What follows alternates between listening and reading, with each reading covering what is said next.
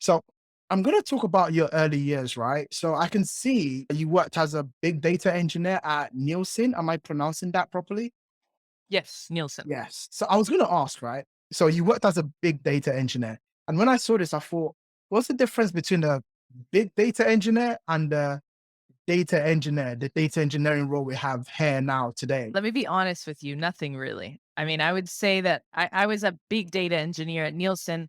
I was at the time mainly focused on maintaining quality within our databases, as well as some side projects around infrastructure.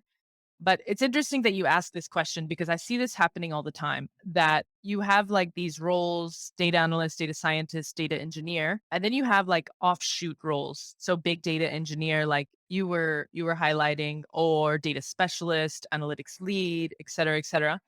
But you have to remember that these roles are defined by companies that all have their own, specifications. They have their own opinions on what a role should entail. I think a job title, there's a lot more to it usually than just the title itself. So to answer your question, not a lot of difference between big data engineer and data engineer.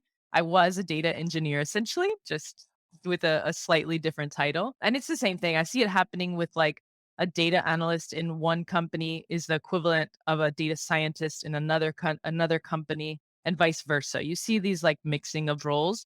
So whenever you're looking at roles, you really have to read into the job description to understand what they mean by that.